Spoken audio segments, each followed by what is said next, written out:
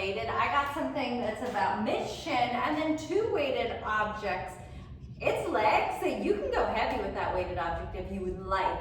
We're gonna start off legs hip bone with distance apart. So hip bones, that's the stance of your legs. From here, we're gonna hinge forward and then come right back up. Today, what we're gonna talk about is abdominal engagement. And if you are not focusing on your abs while you do your leg workout, you're doing it wrong.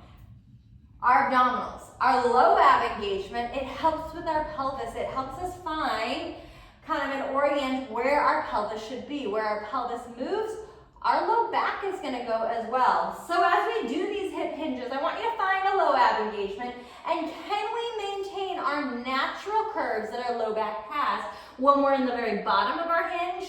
Same at the very top. So when we go down, we minimize rounding of the back or arching of the low back. When we come up, we minimize dumping into the low back. Let's go 2 more, same thing. Abs engage. Stand it up, last one. Grab our weighted objects. We're gonna take that and bring it to a deadlift. Deadlift today, the whole time we're gonna talk about our ab engagement. Do we have one? How is it helping us with this leg exercise? Bring our legs about hip bone with distance apart. We'll start off here taking our hips back, bending the knees for a deadlift and coming back up. Abs engage, low back keeps our natural curves as we go down.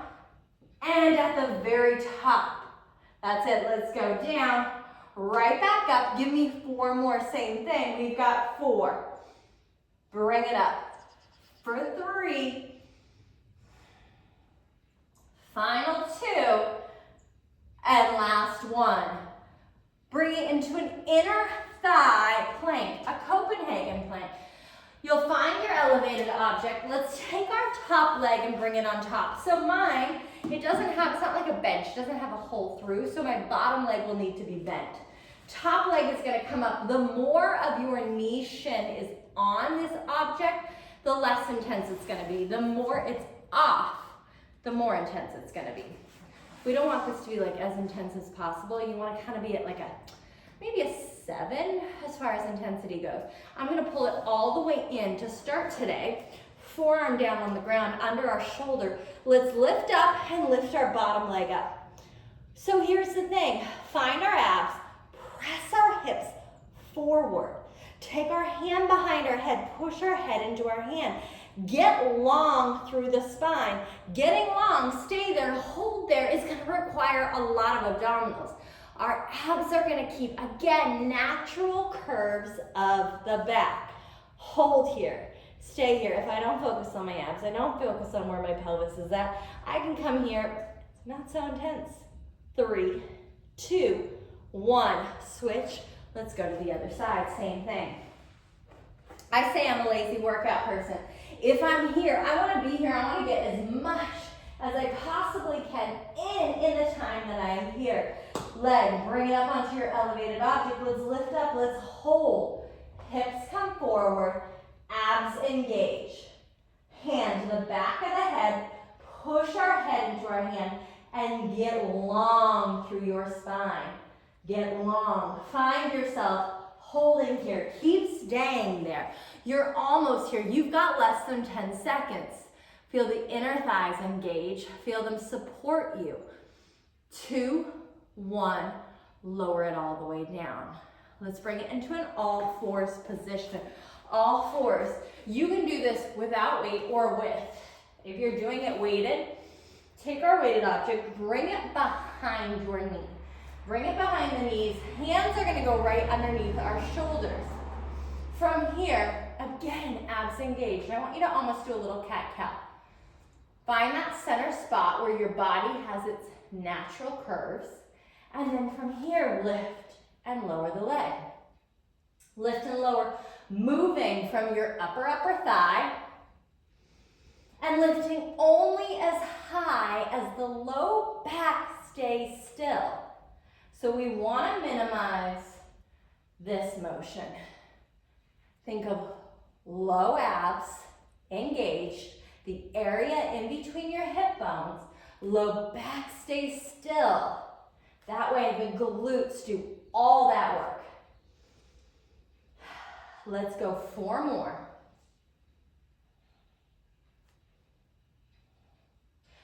2. Last one, and switch.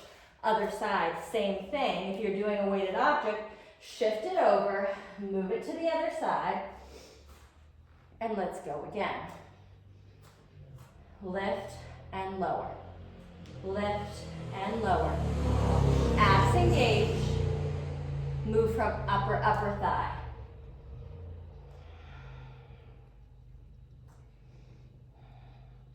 As you're here, can you focus on kind of challenging what is that end range? How high am I able to lift my leg without my low back changing shapes? You're going to feel even more intensity there. Last one, and we'll release. Let's stand it up. You can do this next exercise with or without your weighted objects. I'm going to do them without, just so I can hold in different positions. But if you're doing it with, bring them to both sides. And I do recommend, if you're comfortable with it, do it with the weighted objects. Feet, they go up against your elevated object. We take 3 foot lengths away. So this is 1, 2, 3. This is the distance we're going to be from our elevated object. Let's take one leg back. You can tuck the toe, or you can be on the top of your foot. Doesn't matter. Abs, again, engage. Let's drop it down and back up. So stay with this. Rear foot elevated split squat. When we are here, the reason our ab engagement is important, stay here, hold here, keep doing those up and down, is it helps our hips that may want to dip as we do exercises to help keep that hip height even throughout this. Let's go 2 more. Last one, and switch. It helps with another thing. Let's go. If this doesn't feel great, if the back knee doesn't like this exercise, then when we hinge forward, which is going to help take that tension out of our back leg, our core engagement is so important because it keeps, again, those natural curves so that I don't round in order to be there. It's a hinge just to take some of that pressure off of our back kneecap. If the back knee feels good, stay upright. If you go, doesn't feel so great, hinge forward.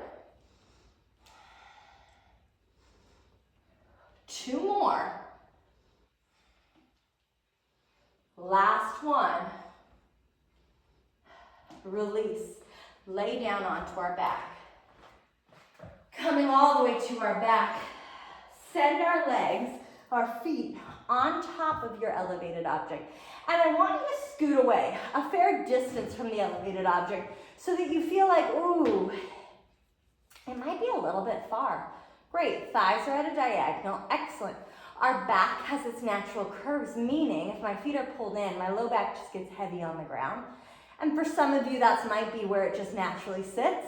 But for others, we have this little curve here. Great, amazing. Abs engaged now. From here, lift and lower with an ab engagement. What that does is it ensures that we lift and lower from our hips versus if I don't engage it, lifting and lowering from low back. This is going to place so much more of a focus onto our hamstrings. If the double leg version just isn't quite doing it, lift a leg. Try it here. Does that give you more intensity? Let's lift and hold. Hold at the top, stay here. Hold here. Keep holding, abs engaged. Can you lift a little higher while keeping your abs engaged? Lower down, switch a leg. If you're doing both legs down, amazing, stay there. And now lift and lower. You'll just get extra reps if you're doing both legs. So this workout today is a follow along. We're going through one time. This workout can be done one time. It can also be done twice, 3 times. 4 times I'd say is kind of my max of where I would do it, but you can repeat this over and over and over. 2 more. Lift and hold at the top. 4, 3, 2, and 1. Release.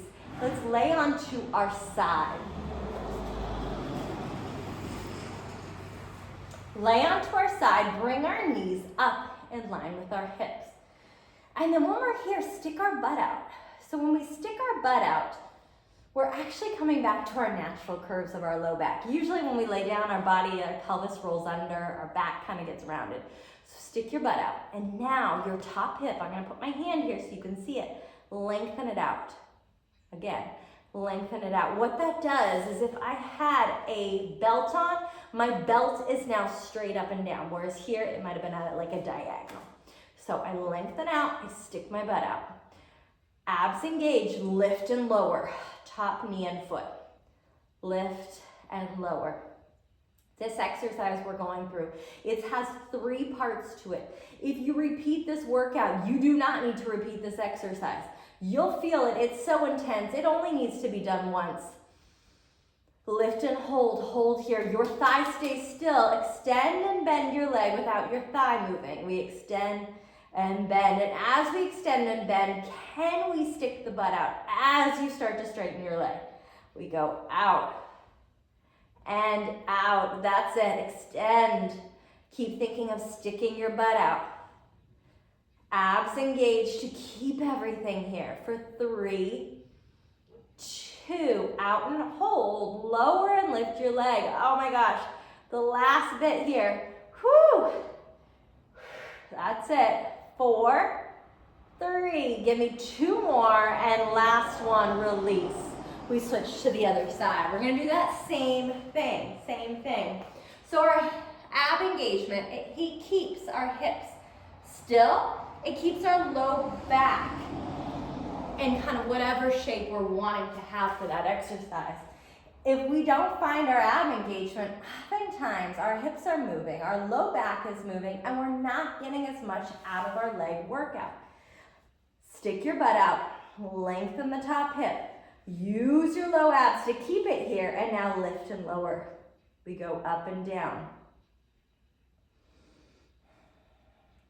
We will do a workout soon. It's the same thing as far as ab engagement, but doing it with upper body.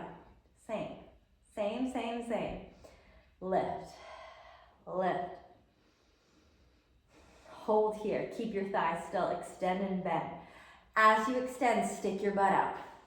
So we start to straighten the leg. We stick our butt out.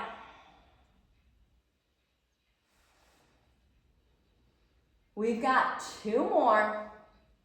Out and hold. Lower and lift. We go up and down.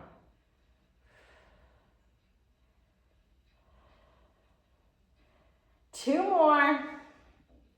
And then we release, lower it all the way down. You are all done for today. So that was our leg workout. Again, repeat this. You don't have to repeat that last little cluster of exercises, but everything else if you want. We did it once. Maybe you go twice, 3 times. Heck, 4 if you want. Otherwise, call it a day. If you like this, hit like, hit subscribe, pass it on to a friend. Let us know if you have any questions, and I hope you have a great day.